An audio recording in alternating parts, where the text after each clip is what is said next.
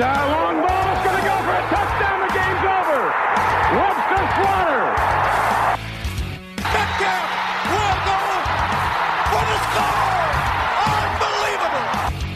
45-40. Run, William, run. He's got blockers in front. 5. Touchdown. Joshua Cribbs turns disaster into a score. Sight wants it all on this one for Logan, and he is there. Jim Brown to the 30. Jim Brown is going to go in for another touchdown. The Cleveland Browns select Baker Mayfield. Wow. It is Baker Mayfield. I woke up feeling dangerous. Hello, Cleveland. Welcome back to the 1085 Gridiron Podcast. I am your host, Anthony Joki. As always, got my co-host, Jack McCurry, with me. How you doing today, Jack? Doing well. How are you, Ben? Doing pretty good. I was unfortunately late for work this morning. I overslept, but, things are relaxed, calm down. Here to talk some Browns football with y'all.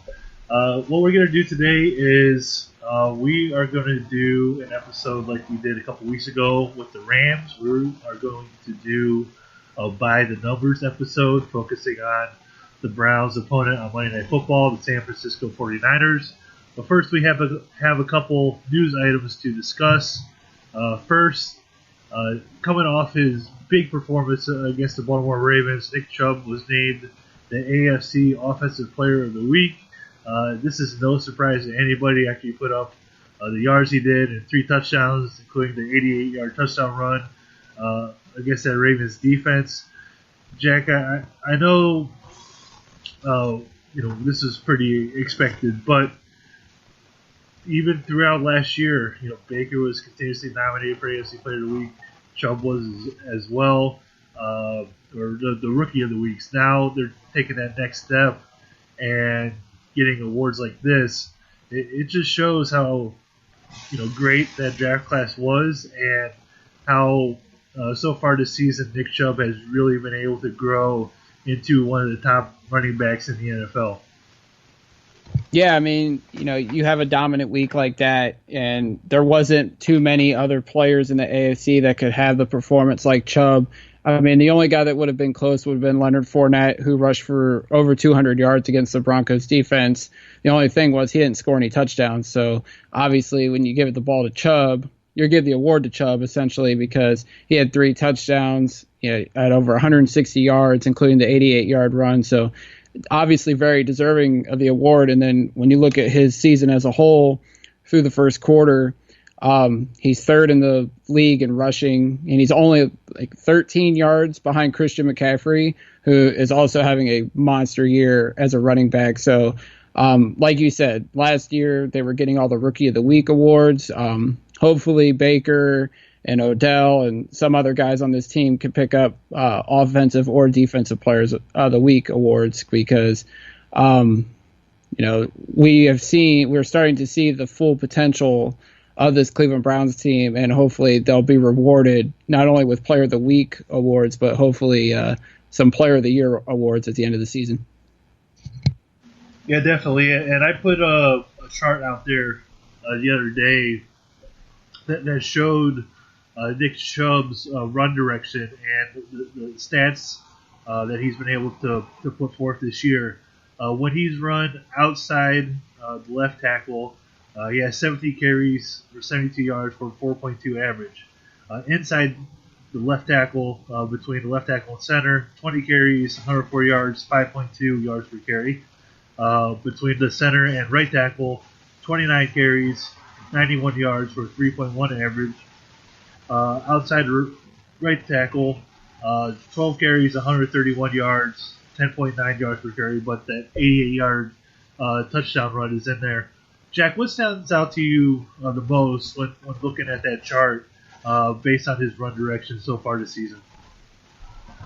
Running to the left in between Robinson and Bitonio, averaging 5.1 yards per carry in that stat or in that position. If you run behind your best offensive lineman or in between it, which is Joel Bitonio, you would tend to, I think, have the best production. Now, obviously, the one to Hubbard or McCray, for instance, is a little misleading just because of that 88-yard run. But The fact that he's able to put up some pretty good yardage against the so-called bad offensive linemen, or bad offensive line, just goes to show how special of a talent Nick Chubb really is. Yeah, and even if you take out that 88-yard run, he's averaged 3.9 yards per carry when running outside the right tackle. So that's still very positive. It just shows how well he's been able to perform this season. To me, the one thing that really stands out is 63% of his runs so far have been inside the tackles. And when you have guys like Joe Bitonio, J.C. Treader, who they need to extend yesterday, and Eric Kush, who has played really well, when you're able to run behind those three guys for the majority of your runs, you're going to have success. And, that's what he has had so far behind those guys. On the more negative side of news, and you never want to hear injuries, but Christian Kirksey is out for the season. He has surgery today to repair the chest problem that he had. This is the second year in a row that he's going to miss majority of the season on that Browns defense. I know he's one of the leaders on that defense, Jack, but talk about what they're going to miss on the field with him.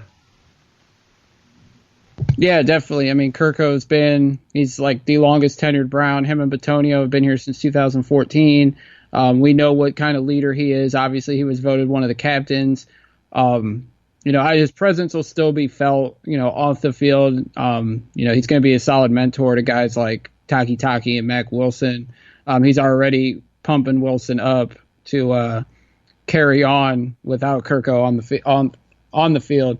But, you hate to see him end another season this way. And unfortunately, it's probably the end of his Browns tenure now, because he has a pretty big contract, and unless he takes a significant pay cut, the Browns will likely cut ties with him this offseason in an effort to relocate that money to other players, retaining guys such as Treader or Schobert, or, taking that money and putting it towards Myles Garrett. But, Kirksey's been great on and off the field, and it's really sad to see guys, 10 years with the Browns or in any sport, end because of injuries like this.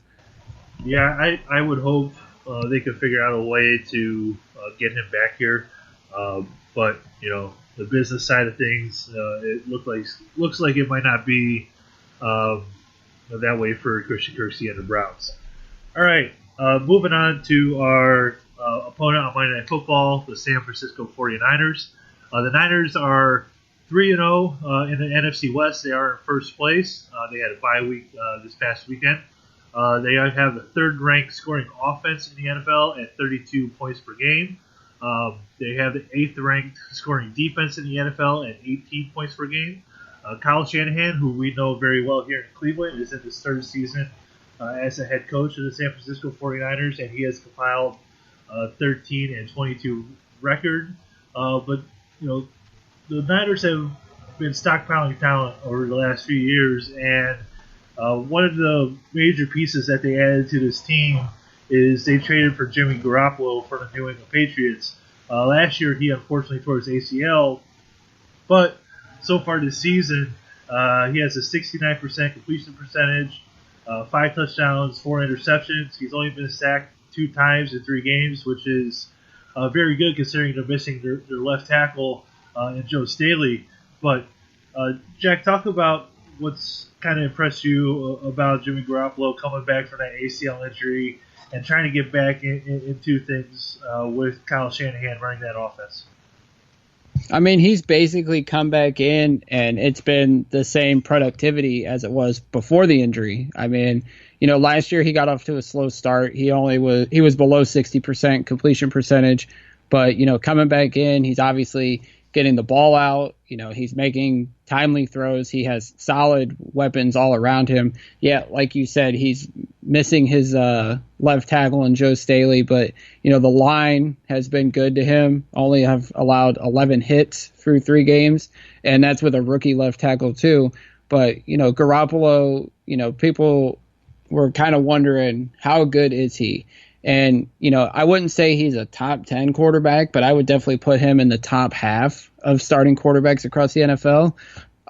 Now hopefully you get to see a full season worth of Jimmy Garoppolo because, 2017, we only seen him for 5 games. The season before that, we only seen him for 2. Last year, we only seen him for 3 before the injury. So hopefully you get a full season worth of Jimmy Garoppolo to prove to everybody that he was worth that massive contract the 49ers gave him. Yeah, they have a few weapons around him as well. His biggest weapon was a 5th-round pick back in 2017, and that is his tight end, George Kittle. So far, Kittle this year has 17 catches for 165 yards. He really broke onto the scene last season. He did a really good job, unfortunately, while Garoppolo was out. But talk about what George Kittle brings to Kyle Shanahan's offense, and why has he been able to be so successful so far? I mean, you look at Shanahan's offense over the years, whether it was in Washington with Jordan Reed, Cleveland with Jordan Cameron, Atlanta with Austin Hooper, and then now in San Francisco with George Kittle. Like, the tight end has been very important. And Kittle, not only, he's a solid tight end when it comes to catching the ball, but he's a great athlete. 4.5, 240, timed at the combine. He 35-inch vertical, which is, down a little bit, but still good for a 6'4", 250-pound tight end. And, last year he broke on the scene with guys like Nick Mullins and I can't forget the other quarterback's name, and Beathard, CJ Beathard. But just to explode on the scene the way he did, going to the Pro Bowl, had over almost 1,400 yards, and then this year, he's getting into a groove with Garoppolo. The production's down a little bit in terms of yards per reception and everything, but when he's on, he's one of the best tight ends in football, and he's an emerging star. And if Garoppolo's clicking with him, that's a dangerous duo to try to stop in terms of on offense. That's the matchup. One of the matchups I'm looking forward to this week is Kittle versus Joe Schobert, because Schobert's been one of the best cover linebackers in the league the last couple seasons, and he's going to have a big test this week against Kittle. And if he can shut him down, then I think a lot more people around the league are going to finally recognize what kind of talent Joe Schobert really is. Yeah, especially on that Monday Night Football stage. He had 17 tackles this past week and did a really good job against Lamar Jackson and that Ravens offense that had been so high-powered until this past Sunday when the Browns beat them. But George Kittle, you mentioned him with Kyle Shanahan.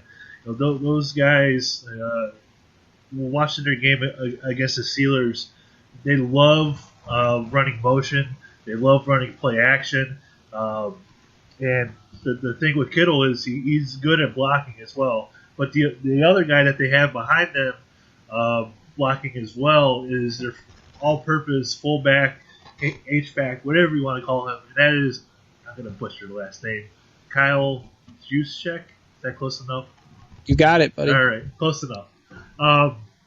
He does anything all over the football field. He's a Swiss Army knife. He'll do anything you ask. He does a great job blocking. He's very involved in the passing game, whether that's lining up at tight end and running routes from there, or whether it just be pass blocking, run blocking. He's very good. So here's the guy who, you don't really, I wouldn't say you really game plan for somebody to beat you, but he's going to be involved on 75% of their offensive plays, if not even higher. Yeah, you talk about, when he was in Baltimore, he was a thorn in the Browns side. It wasn't a guy you game plan, like you say, but you always had to keep your eye out for him. In 8 games against the Browns, he had 11 catches for 115 yards and 2 touchdowns. And every year he's been in the league, he's had at least 20 catches as a receiver. And then, like you said, he's a solid blocker. He's always somebody you got to keep your eye on. And it's a good security blanket for a guy like Jimmy Garoppolo to have because, if the pressure's coming on, if he's got to dump it off, that's a good guy to dump it off to is Juszczyk. And, like we said, it's not a guy you're going to game plan for, but when it comes to Monday night, if you're not covering him, if you're not covering number 44, he might make you pay in a big way.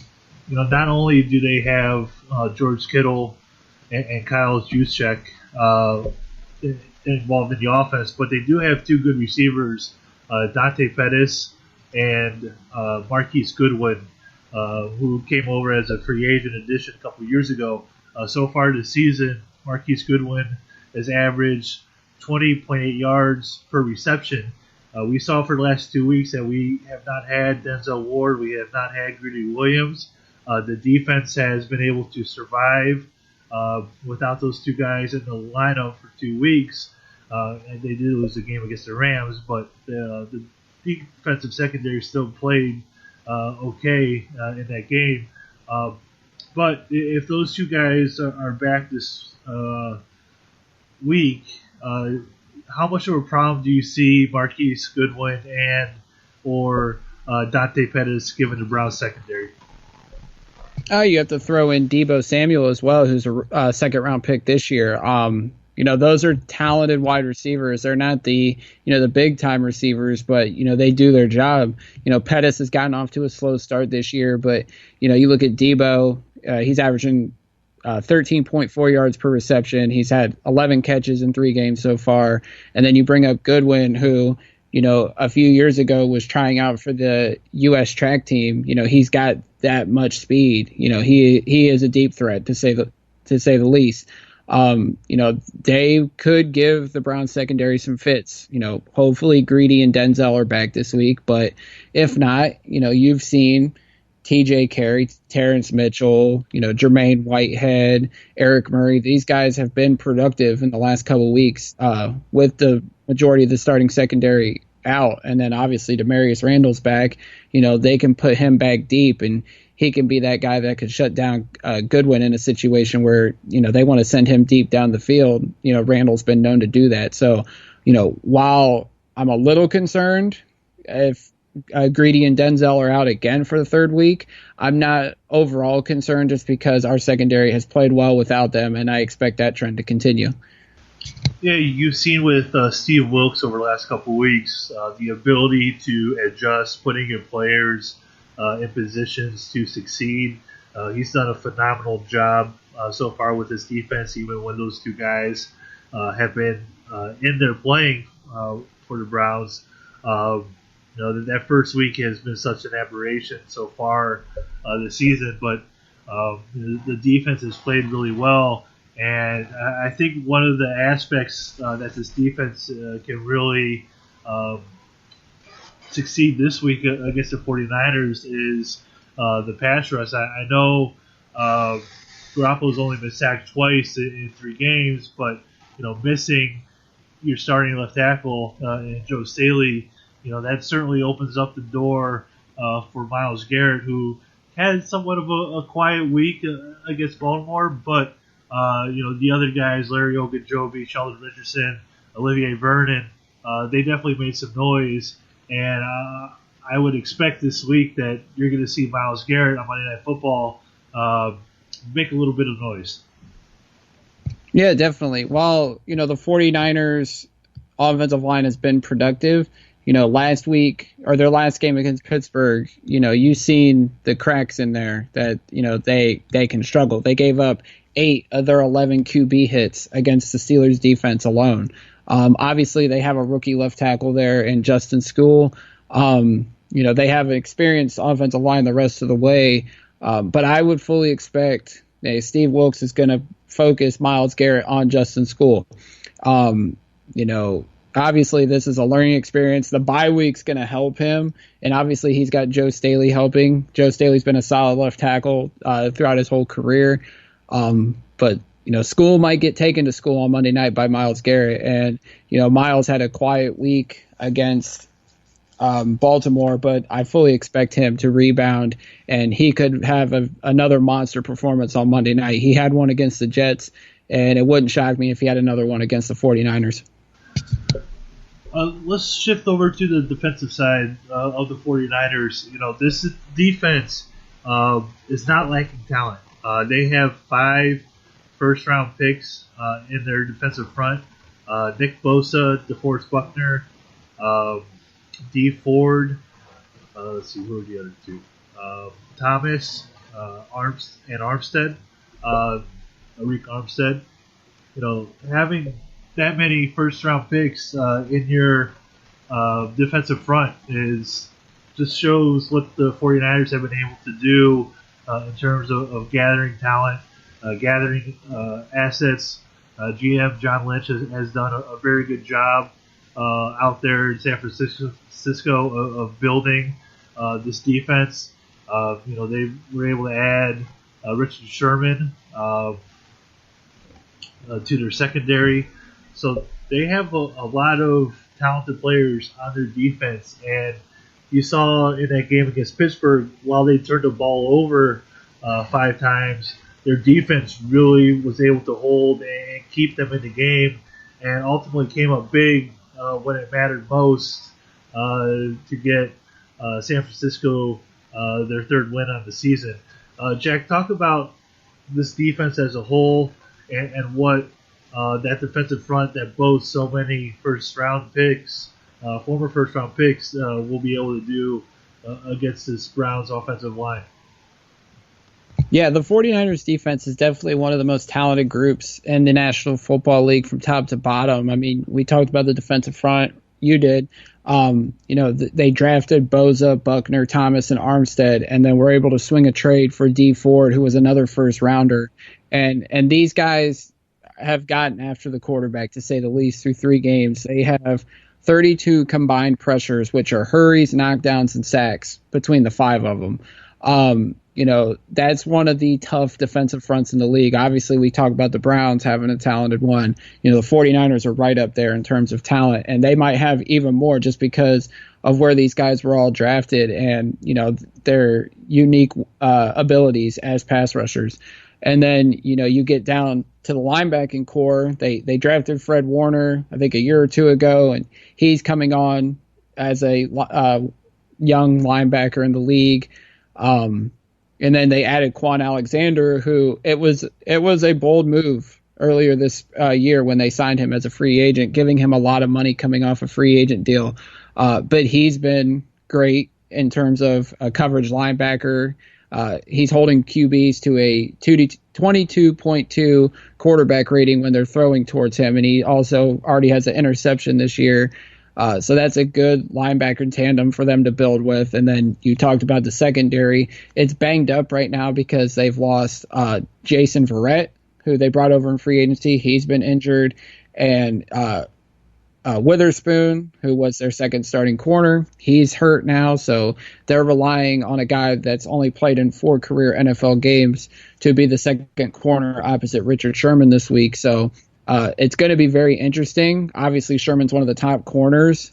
He has a history with Odell Beckham. Beckham torched him as a rookie back in 2014. So it'll be interesting to see what the plan is for them to stop Odell Beckham. And the Browns have also a bunch of talented weapons on the offensive side of the ball. So going to be a very interesting matchup on Monday between our offense against their defense. Yeah, mentioned the Sherman's quarterback rating is 47.4 when targeting him. Emmanuel Mosley, his 4 games played so far, he's kind of filling in right now for all those injuries. This Browns wide receiving core, I think is looking at the other side, and I know Richard Sherman's there, but they're looking at this other side, and I think you're kind of salivating a little bit, especially after what happened last week. Baker going for almost 350 yards. Landry having a career day. Odell Beckham was very quiet, but hopefully you could add in a healthy Rashard Higgins on Monday night.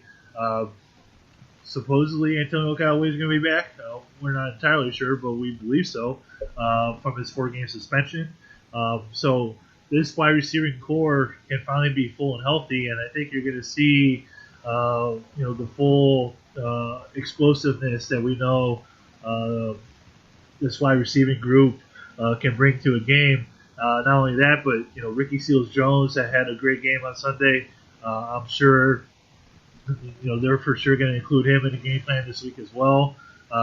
It's unfortunate we're missing Njoku, but I think that this Browns passing attack are going to be able to have a good amount of success against this Niners defense, but they have to protect the quarterback, like we talked about.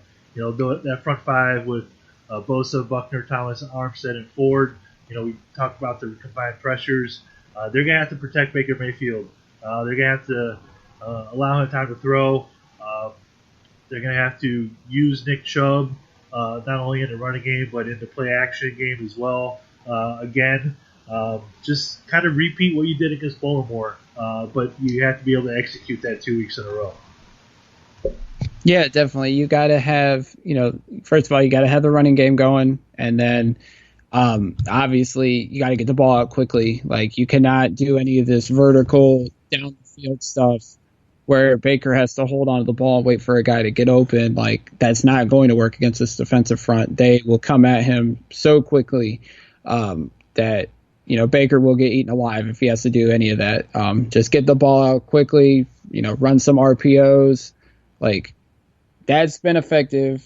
Keep doing that. And if you had to make adjustments against this defense, then obviously you'll have to as the game progresses, but you just can't afford to let Baker sit back there with the ball in his hand, because they come at you in a variety of ways, and it won't end well if he has to hold on to it.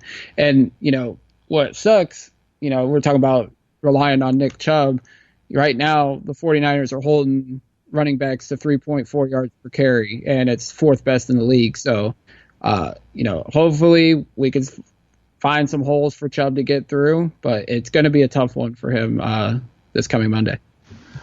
Do you think Browns fans are taking this game a little lightly based on what happened on Sunday?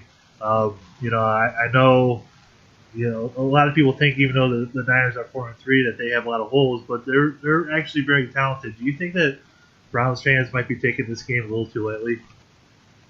I think so. I think, obviously everybody's, still in celebratory mode after Sunday, and everybody's got a little pep in their step, and they think that the Browns are going to start, go on this hot streak. And they very may well do so, but you can't take these teams lightly. And the 49ers are definitely a team you can't take lightly. I know people will say, well, look who they beat the first 3 weeks: Tampa, Cincinnati, Pittsburgh. I mean, yeah, you could say that about Baltimore, and how they only beat Arizona and Miami, and look what Cleveland did to Baltimore. But I just think that the 49ers are for real, and I think they have shown that they've dominated those teams. While, you say the Browns dominated Baltimore. I mean, what I'm trying to say is, essentially, you can't take the 49ers lightly, regardless of who they play. You can't take any team in the National Football League lightly. Look at what we did week 1. We all thought that the Browns were going to walk in and dominate the Titans. Me and you didn't think that, but a lot of people thought that, and look what happened. The Titans embarrassed us on our home field. So you can't take any team lightly, and the 49ers are 3-0 for a reason. While they made mistakes against Pittsburgh, they still found a way to win. I mean, essentially, don't take them lightly. The 49ers are for real. So, yeah, I mean, you definitely can't take any team in the NFL lightly. I mean, who expected the Tampa Bay Buccaneers to put a double nickel on the St. Louis Rams? On the LA Rams. That's the first time I've done that in a while. This past Sunday. And I guess that transitions perfectly to our next thing, because we are going to predict the Thursday Night Football game matchup between the LA Rams and the Seattle Seahawks. Jack, who is winning this game and why? I'm going to go with the Seattle Seahawks. The Rams obviously coming off a loss, big time loss to the Buccaneers. And while they should probably have a chip on their shoulder. They're going to come in motivated, especially on the defensive side of the ball. I have to roll with the Seahawks at this point. Russell Wilson is probably playing his best football of his career, despite taking 12 sacks already this season. He's completed 73% of his passes. He hasn't turned the ball over. Despite some miscues behind him in the running game, the offense is clicking. They have 3 solid weapons for him at receiver, and Lockett, Disley, and Metcalf. And their defense is starting to pick it up. Clowney's finally getting comfortable in his role. There's talent all across that defense from top to bottom, much like the 49ers. I'm going to go with the Seahawks. Yeah, I think I'm going to roll with the Seahawks as well. LA really surprised me this past weekend, giving up 55 to Tampa Bay. They didn't play very well against the Browns, but they still won the game. I just think that LA is in this little bit of funk right now, and I think going into Seattle on Thursday night football, those games are typically pretty ugly to begin with, and I think Seattle is going to win this one. And as we give our predictions for that game tomorrow night, let's update you on our 1085 Pick'em Challenge for the season. It was a very bad week for me. I'm not going to lie. Jack has taken a 10-point lead on me after being down. I think you were down 1 point going into last week. My block of the week actually lost. Thank you, Minnesota Vikings. So as of right now, the total points is Jack has 95. I have 85. So hopefully I can make up some ground after he killed me 21-8 last week. Never take a team as your lock with Kirk Cousins at quarterback. That's all I'm going to say. I have learned that lesson. I will. It's going to be hard for me to pick Minnesota to win any week from now on. And I thought that they'd be able to go into Chicago. Mitch Trubisky got hurt, and they still were able to beat the Vikings. So, it just sucks. But I'll hopefully be able to make up some ground this week and get back on track. I happily got my Baltimore pick wrong. I will always take a Browns win. I did get the bonus point, though, because I had the closest score in that game. But, Jack, as we get on out here, did I forget anything? No, sir. All right. You can always follow Jack on Twitter at JMcCurryCLE. You can follow me on Twitter at Anthony Jokey, J-O-K-I. Follow the podcast on Twitter and on Facebook at 1085 Gridiron. You can find our podcast on Apple Podcasts, Spotify, iHeartRadio, and Google Play. Drop us a 5-star review. We'd absolutely appreciate it. We'll be back in a couple days to really break down the X's and O's of this game on Monday Night Football. We might have a special guest. We're not sure yet. We're still working that out. But if not, Jack and I will be back to preview this game. With all that, most importantly, go Browns.